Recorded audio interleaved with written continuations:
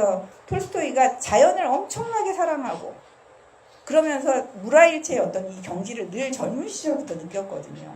그럴 때 사실 방탕하게 여자를 막 뒷공무니를 쫓아다니기도 했지만 톨스토이는 그 한편에는 또 어떤 마음이 있었냐면 신에 대한 진짜 사랑 있잖아요. 이게 또 한편으로는 공존하고 있었어요.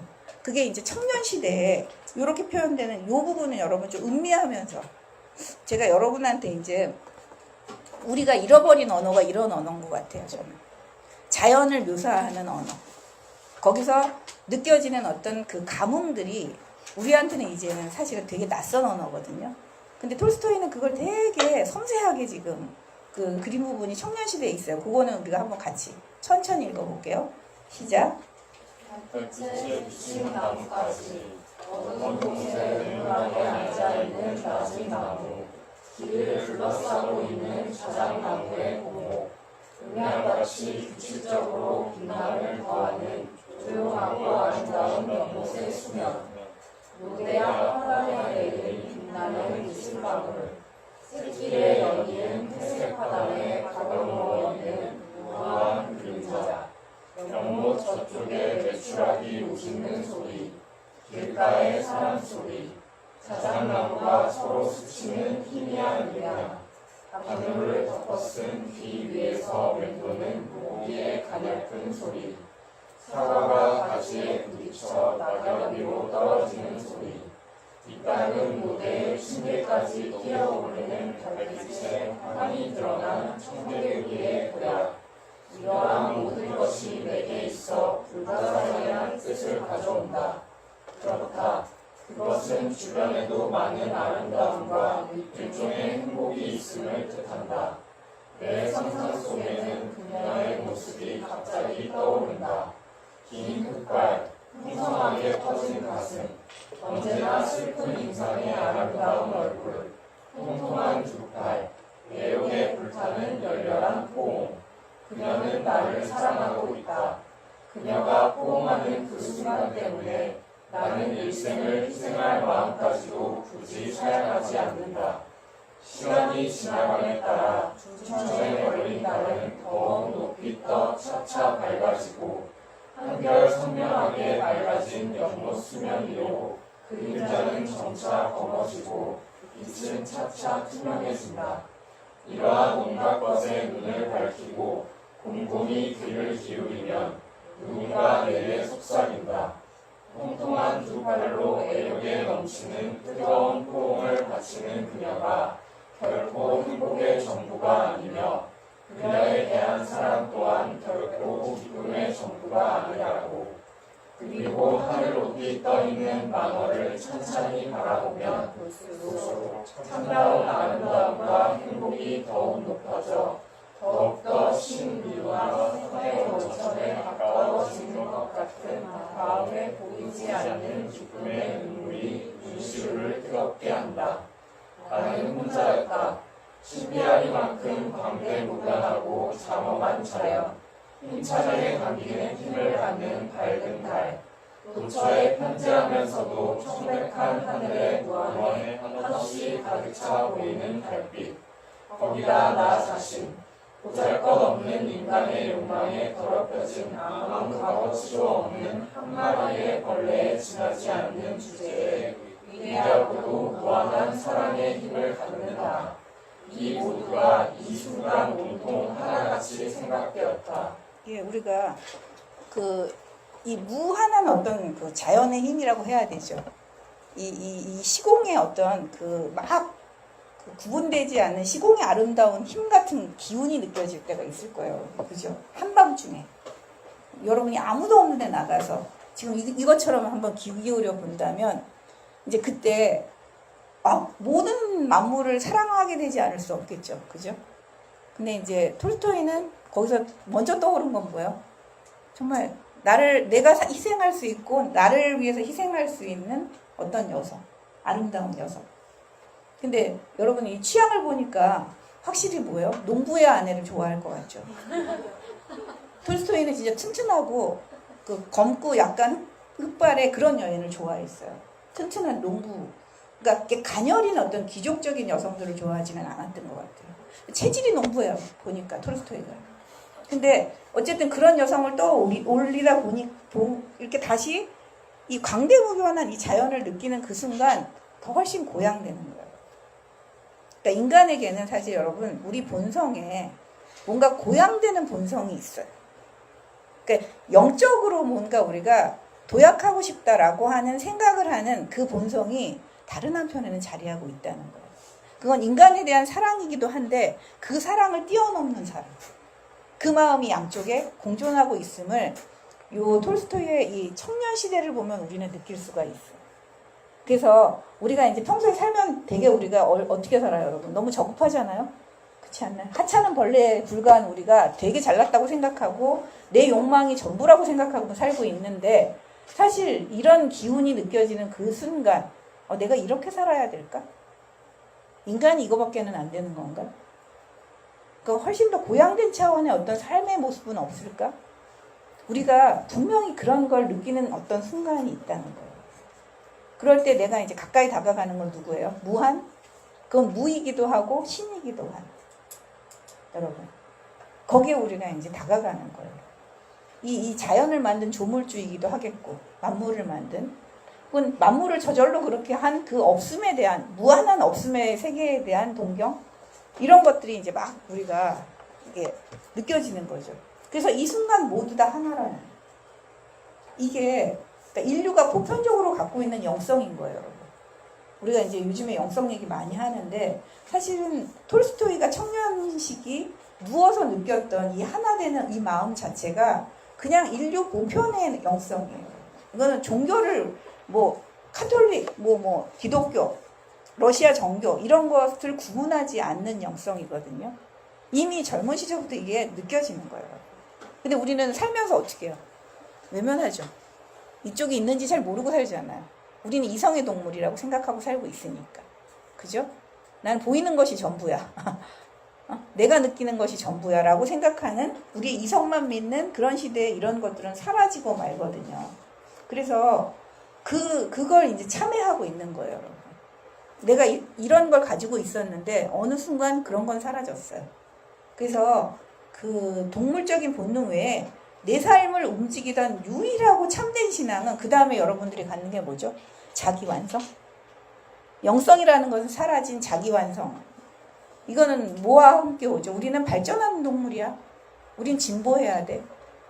우리 자신을 그렇게 채찍질을 하게 되는 순간이 오죠. 그래서 자기 완성이 무엇이고 자기 완성의 목적은 무엇인가에 대해서는 나는 말할 수 없었다. 알지도 못했어요. 그런데 이제 진보를 하고 발전을 하래. 그게 자기 완성이래. 라고 주변에서 막 이제 우리가 얘기하는 거죠. 영차 그렇게 가자. 그래서 지적인 면에서 나를 완성시키기 위해서 엄청 노력해요. 저는 이게 우리의 모습이잖아요. 그죠? 여러분이 지적인 모습을 닦기 위해서 얼마나 노력하게 돼요? 그리고 할 수 있는 모든 것, 삶에서 부딪히는 모든 것을 그 다음에 배워나가요. 그렇죠, 여러분? 이것도 경험하고 저것도 경험하고. 그 다음에 나의 의지를 완성시키기 위해 이제 노력하면서 스스로 막 원칙을 세우죠, 여러분. 그죠? 어떤 원칙들을 막 세워서 그것을 지키려고 너무너무 여러분이 애를 쓰고 살잖아요. 그래서 여러분이 맨날 저 너무 열심히 살고 있어요 하고 외치는 거잖아요. 그죠? 우리가 왜 그렇게 살아? 막 그러면 여러분들이 그러잖아. 저도 열심히 산다고요. 딱 이거죠. 나도 내 나름의 자기 완성의 목표를 가지고 지금 너무 열심히 달리고 있는데 그 목표를 향해서 왜 나를 향해서 지금 제대로 사는 게 아니야 라고 막 하는 건가요? 하고 여러분이 막 깨깨 소리를 질러요. 저도 그랬으니까. 근데 나는 또 다양한 운동을 위해서 어떻게 해요? 체력과 민첩성을 연마하고 또 갖은 고통을 견디면서 지구력과 인내심을 향상시키는 가운데 이 모든 것을 자기 완성이라고 생각했다는 거죠. 우리가 흔히 자기 완성이라고 하면 이렇게 생각해요. 그래서 스펙을 쌓고 더 발전해서 더 성장해서 지금은 뭐지만 앞으로는 부장이 되고 그 다음에 뭐가 되고 이런 걸 흔히 우리가 말하는 뭐예요? 자기 완성? 이런 거 아닐까요? 그래서 나도 모르는 사이에 여러분 처음 시작할 때는 윤리적인 자기 완성을 생각했다는 거예요. 여러분. 어떻게 하면 내가 더 선한 인간으로 살 수 있을까? 우리가 그런 생각을 하죠. 근데 그건 사라져요. 어떻게 하면 더 좋은 삶을 살까? 더 선한 인간으로 살까? 이런 건 사라지고 신 앞에서 더 나아지려는 욕망이 아니라 다른 사람들 앞에서 더 나아지려는 욕망으로 바뀌어 갔다. 지금 자기를 솔직하게 지금 얘기를 하고 있어요. 그래서 다른 사람들 앞에서 더 나아지려는 노력은 아주 빨리 다른 사람들보다 더 강해지려는 욕망으로 바뀌었다. 이 톨스토이도 우리와 다를 바 없는 근대인이에요, 여러분. 그래서 뭔가 진보해, 세상은 진보하는 거야, 발전하는 거야. 이것에 의해서 지배되던 사회에 사실은 그 시작점에서 살고 있었던 인물이거든요, 여러분. 그러니까 우리랑 똑같아요, 이런 것 때문에. 그래서 자기 완성은 내 나름의 어떤 그 비전을 세워서 그렇게 향해 삶을 바꿔가는 방식이 아니고 뭐예요? 남보다 훨씬 더 강해지고 세지고 커지는 거. 우린 그렇게 욕망을 가지고 가잖아요. 그래서 다른 사람보다 궁극적으로 명예롭고 더 중요하고 더 부유한 사람이 되려는 욕망으로 바뀐 것이다. 어려서 나는 그렇게 자연의 그 공기 안에서 신에 다가가려고 했던 그런 마음은 어느 순간 사라져버리고 없어요. 그런 영성을 추구해서 인간의 한계를 내가 넘고 싶었는데 그건 사라지고 뭐만 남았다? 다른 사람보다 더 잘 사는 사람, 더 명예로워지는 것. 그런 인간으로 나는 바뀌었다. 근데 세상이 내가 그 영성을 추구할 때는 나는 늘 혼자였다 이렇게 표현했어요. 나는 완전히 혼자였다. 그러니까 여러분이 여기서 배운 거 가지고 나가서 얘기하면 어때요? 왕따 되죠. 요즘 세상에 너 왜 그러냐? 너 왜 이렇게 이상해졌어? 우리 여기 오신 선생님들이 여기서 공부한 거 가지고 막 친구들하고 만나서 얘기하면 다 이상하게 본대요. 그래서 그 설명을 잘해야지 우리가 막 그러는데 어쨌든 추구하는 그 삶의 방향이 달라질 때 사람들은 떠나간다는 거예요. 혼자였다. 근데 반대로 내가 혐오스러운 욕망에 투신하자 그 즉시 사람들의 칭찬과 격려가 쏟아졌대요. 공명심, 권력욕, 재물욕, 애욕, 자만심, 분노, 복수심. 이 모든 것들을 소중하게 여겼다는 거예요. 사람들은 이걸 더 귀하게 여겨요. 이 반대 방향으로 가는 건 사람들이 이상한 사람이야 라고 우리를 도외시해요. 이런 욕망에 빠지면서 나는 흡사 위대한 사람이 된 것처럼 행동했다. 진짜 저도 TV 볼 때마다 왜 랩하는 래퍼들? 그 래퍼들이 맨날 자랑하는 게 뭐예요? 그 수액 그러면서 하는 거? 수액 그러면서 하는 거 있잖아. 막 집에 막 그 큰 집, 응? 나는 뭔데 가난하게 했는데 막 부모 도움 없이 막 해가지고 막 어마어마한 집에 100평집에 살고 있어. 근데 100평집에 사는 건 고양이 한 마리야, 자기야. 고양이 천국이에요? 저렇게 고양이만 우리는 개고양이를 엄청 호강시켜주는 세상에 살고 있더라고요. 요즘에는 그런 거 보면 야 요즘에 제일 최고로 그 진화가 잘 된 애들은 개고양이네 이렇게 생각하면서 봐요 저는. 학대하라는 게 아니라 그 넓은 운동장 같은 집에 고양이를 위한 시설은 어마어마하게 해놨어요. 근데 그것도 좀 생각을 해볼 만 하잖아요. 그리고 지하 그 주차장에 가면 뭐예요? 엄청난 그 차들을 그걸 자랑해. 그게 뭐예요? 위대한 것처럼 행동하는 거예요. 그게 최고야. 여러분한테 우리 TV에서 계속 노출하는 게 그런 거잖아. 그게 그런 나에게 사람들은 만족을 느끼는 거예요. 저는 이게 요즘 시대 우리하고 딱 맞아요. 우리의 삶은 19세기 귀족의 삶하고 별로 다르지 않아요. 사실 따지면. 여러분. 이 시대에 톨스토이 집도 여러분 집보다 적었어요. 엄청난 부자인 것 같죠? 지주인 것 같죠? 그렇지만 생활의 그 편리와 그 넓이는 여러분이 훨씬 더 귀족이에요. 그러니까 우리가 너무 귀족처럼 살아서 몰라요, 우리가 탐하는 건 그래서 공명심, 권력욕, 재물욕, 애욕, 자만심, 분노. 그래서 우리가 분노를 막 일으키면서 무조건 사회 비판을 하면 어때요? 멋진 사람이 되죠. 그쵸? 그러니까 그런 거. 그래서 근데 너무나 순박하고 사람 좋은 숙모조차 나한테 그렇게 얘기를 하는 거예요. 저는 이 말 듣고 정말 그 유부녀와 교제하는 것보다 더 바람직 것은 없다라고 승모도 부추겨. 너무 순박한 승모가 이게 이 시대성인 거예요. 이 시대의 추세 자체가 귀족들한테 이렇게 부추기는 건 이런 말이라는 거예요. 그러면서 또 하는 말은 고귀한 신분의 여인과 사귀는 것만큼 젊은 남자의 교양에 좋은 것은 없단다. 이렇게 얘기를 하는 거죠.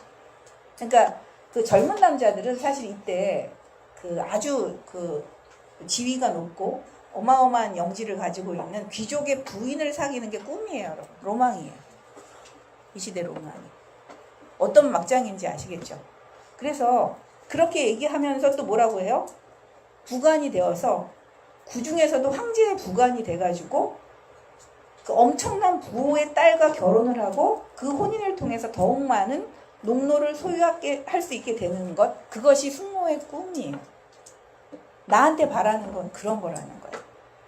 자, 숙모조차 주변 사람들조차 나에게 바라는 것이 그런 거라면 나는 어때요, 여러분? 그걸 추구해야 되고 그렇게 이루지 못했을 때 좌절감을 느끼게 되고 자격지심에 시달리는 거. 나는 굉장히 못나게 사는구나 라고 생각하는 방식으로 갈 수밖에 없잖아요. 방향 자체가 그런 거거든요.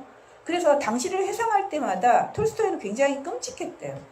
너무 혐오감에 가슴이 막 찢어지는 고통을 느끼는 거예요. 그리고 이때가 또 빈번한 전쟁의 시대이기도 하거든요. 그래서 전쟁터에서 사람을 죽였어요. 전쟁에 군인으로 출전을 했어요. 톨스토이가. 그리고 사람을 죽이려고 또 이때는 귀족들이 어떻게 해요? 결투를 해요. 내가 좋아하는 한 여자를 동시에 좋아해. 그럼 어떻게 해? 러시아 귀족들은 결투 신청을 해. 그래서 어디로 나와. 서로 총을 쏴. 그래서 죽기도 해요. 나중에는 금지가 됐지만 이 시대 귀족은 그러고 살았던 거예요. 이게 사람으로 할 짓이에요. 생각하면 이렇게 사는 게 맞나? 근데 이런 게 너무 당연한 삶이에요, 여러분. 여러분 꼭 대입을 계속 하세요. 우리가 당연하게 여기는 것들은 뭐지? 여러분? 부모님이나 주변의 어른이나 뭐 선생님들이든 누구든 나한테 추구하라고 하는 가치는 뭐지? 이런 걸 한번 대입을 해보세요. 별반 다르지 않을걸요. 그래서 이런 것들을 하고 간음을 범하고 농부들의 노동력을 착취하고 도박판에서 돈을 잃고, 여러분 톨스토이도 도박판에서 돈을 잃어서 집을 한 채 그냥 없앴어요. 여러분. 자기 외할아버지가 물려준 집 한 채를 도박빚으로 없앴어요. 여러분 도스토옙스키도 엄청난 노름꾼인 거 아시죠? 나쁜 것만 자꾸 가르쳐서 어떡하지? 그런 식으로 완전히 탕진하는 이 사람들의 생각이 그랬다는 거예요. 그래서 거짓과 강탈, 온갖 형태의 음행, 만취, 폭력, 살인 이런 죄를 범했음에도 불구하고 동년배들은 이 모든 것에 대해서 나를 추켜 세웠어요. 나를 비교적 근데 또 윤리적인 사람으로 여겼어요. 지금도 그렇게 여기고 있어요. 그렇게 나는 10년을 살았어요 라고 고백하고 있는 장면이에요. 이 장면. 요즘에 우리 신문에서 이제 대대적으로 막 계속 검사들의 뒷얘기가 막 나오잖아요. 그죠? 그리고 사실은 미투, 비투 뭐 이런 거 엄청나게 나왔죠. 그죠? 근데 그 사람들을 우리가 그냥 겉으로 보기엔 다 어땠어요? 멀쩡하게 윤리적인 사람이라고 생각했잖아요. 그런데 그분들의 진짜 갑질과 그런 어떤 성에 대한 어떤 수준? 이런 것들은 너무 폭력적인 거죠. 근데 이렇게 살면 그게 너무 당연한 거라서 괜찮아. 사실 그동안은 우리 사회가 뭐였어요? 그 정도 사는 건 괜찮은 거야. 이렇게 아무렇지도 않게 그걸 동조해주는 많은 무리들이 있었던 거예요, 여러분. 그러니까 여성을 그렇게 봐도 괜찮아. 성에 대해서 그런 식의 어떤 폭력적인 방식으로 성을 탐닉하는 것도 괜찮아. 그동안 그런 게 누적되어 있었던 거예요.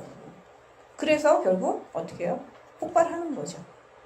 근데 진짜 폭발하는데 이게 자기 고백적으로 자기의식을 가지고 지금 그걸 납득하고 바꾸려고 노력하고 있는지 그 당사자들은 어떤지 그건 잘 모르겠어요.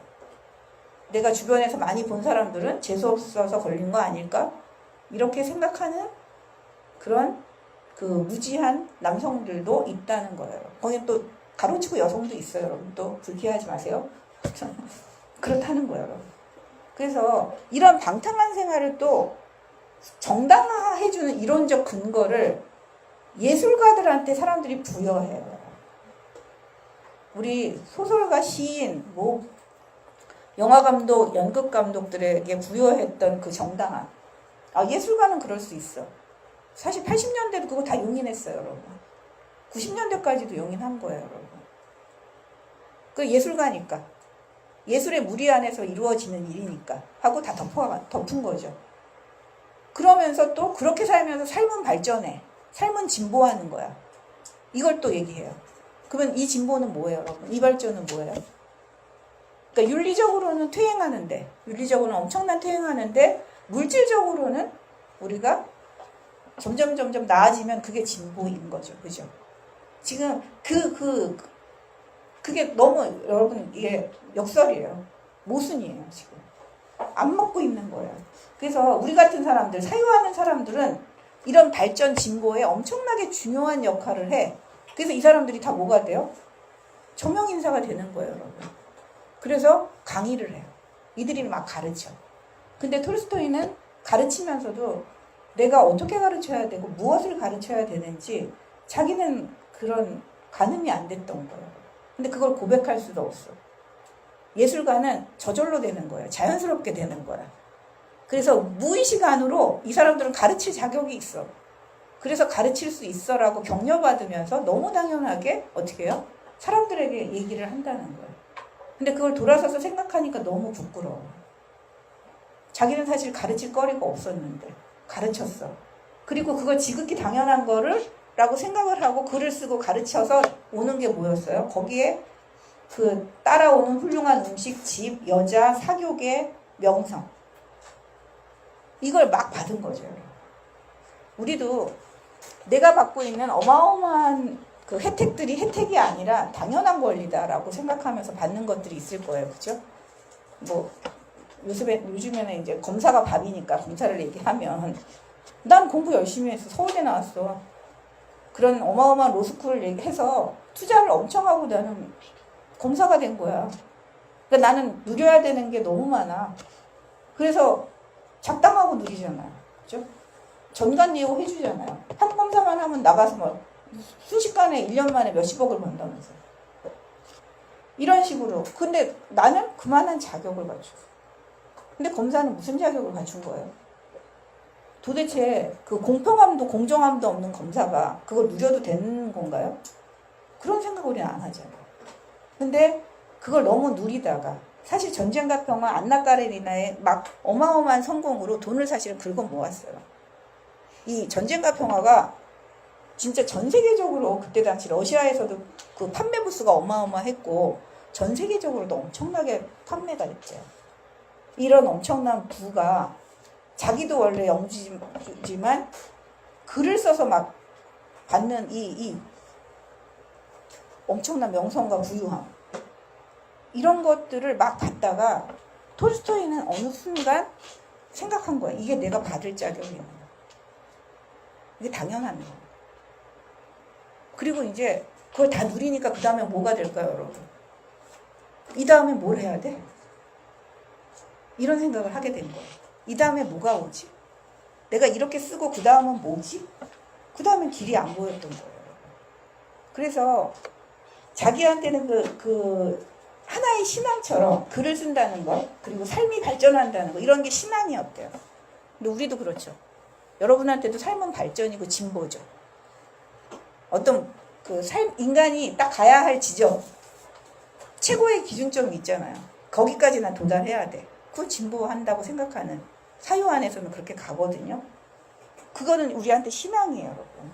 자기는 마치 그 신앙의 사제와 같은 역할을 했다는 거예요. 근데 이 사제와 같은 역할을 하는 얘네들은 다 비윤리적으로 너무 자기 말하고 안 맞게 살아요. 그래서 사실 이 성격이 안 좋고 보잘것없는 사람들이 너무 많은데 겉으로 보기에는 뭐야? 너무 훌륭한 문인인 거예요. 우리가 생각하는 지금 우리가 딱 보여주는 배운 것과 살고 있는 모습이 너무 천양지차인 뭐 나 자신도 그럴 때가 많아요. 진짜 지행합일이 안 될 때 너무 많잖아요, 여러분. 근데 원래 지식 추구는 그런 거야. 지식 추구로는 돈을 버는 거고 사생활은 또 사생활이야. 우리 이렇게 살고 100년을 살아온 거 아니에요? 여기 이것도 그래요. 그래서 사실 군대에서 방탕한 사람 되게 많잖아요. 근데 그때 만난 그 저열한 인간들보다 사실 이 예술가라고 하는 이 저명한 인사들이 더 저열했다는 거죠. 근데 눈을 감았어요. 왜? 내가 거기에서 너무 많은 혜택을 받으니까. 거기에 취해서. 그리고 내 글은 너무 훌륭하다고 생각하는 그 마음 때문에. 그리고 이 시대는 존재하는 모든 건 이성적이에요. 계몽의 시대. 그리고 존재하는 모든 것은 발전해요. 그래서 근데 계몽의 척도는 어디서 오는 거죠, 여러분? 책과 신문. 우리 지금은 사실 뉴스를 뭐 조선일보 뭐 이런데 우리가 많이 보지만 안 믿잖아요. 근데 예전에 여러분 이 시대 30년대, 40년대, 50년대, 60년대, 70년대까지 신문에서 하는 말은 모두가 뭐요? 진실이에요. 그리고 모두가 진리예요. 그만큼 기자 정신을 믿었던 거야. 기자들이 그렇게 앞장서 줄 때 그들이 말하는 것대로 우리가 따라가야겠다. 그만큼 그 사람들은 뭐예요, 여러분? 진짜 진실에 입각해서 목숨을 내놓고 보도를 했으니까. 지금은 돌아가신 이영희 선생님 같은 경우가 아주 대표적인 인물이에요. 이제 이런 분들은 베트남에 대해서도 아주 솔직하게 베트남전의 실상을 우리한테 전해준 분이거든요. 이럴 때는 분명히 계몽의 선봉에 있다고 말할 수 있어요. 근데 이거는 뭐냐면 이러다 보니까 결국은 요즘에 같은 사태가 일어나서 책과 신문을 펴내는 이유는 뭐죠? 이제는 진리 때문에 진실 때문에 아니에요. 자기네들이 갖고 있는 이 기득권을 포기할 수 없어서 계속 누리려고. 그리고 톨스토이가 자기 자신에 대해서 느낀 것도 그런 거였어요. 나는 이 기득권을 계속해서 확장하고 있는 거 아닐까? 그걸 놓지 못해서 막 글을 계속 또 양산하고 또 양산하고 있는 건 아닐까? 이러면서 어느 순간 겁이 난 거예요, 여러분. 그래서 자기가 이성이 아니라 뭔가 이거에 대해서 의혹을 가질 때 늘 감정으로 의혹을 갖게 됐다는 거예요. 이성적으로 생각해서가 아니라 이 진보가 맞는 거야? 파리에 갔을 때 여러분 단두대 처형 장면을 직접 볼 수가 있었어요. 톨스토이 시대만 해도. 그래서 이렇게 목이 탁 잘리면 어떻게 돼요? 목을 넣는 상자와 팔다리 넣는 상자가 따로 있었다. 이제 그걸 목격한 거예요. 근데 그 사람이 아무리 죄를 졌지만 저런 식의 죽임을 당할 만큼 죄를 진 건가? 그리고 아무리 간악한 죄를 졌다 해도 사람을 저렇게 죽이는 게 맞는 건가? 이게 진보인가? 진보라는 행위로 이런 걸 다 정당화할 수 있을까? 그러면 프랑스는 여러분 가장 문화선진국이에요. 문명선진국. 프랑스 파리는 동경의 진짜 도시예요, 여러분. 계몽의 빛이에요. 그런 파리의 한복판에서 이런 일이 일어났다면 감정적으로 이 나라가 진보한 게 맞아? 우리가 이성이라고 하는 것이 살아있는 나라에서 이성을 믿을 수 있는 걸까? 하는 질문을 던지지 않을 수가 없는 거예요. 이런 것들을 이 사람은 그냥 의혹으로만 가지고 있다가 성공하는 순간, 최고로 성공하는 순간에 다 터졌어. 이제 나 그 다음 뭐 하지? 뭔가 불안하고 두렵고.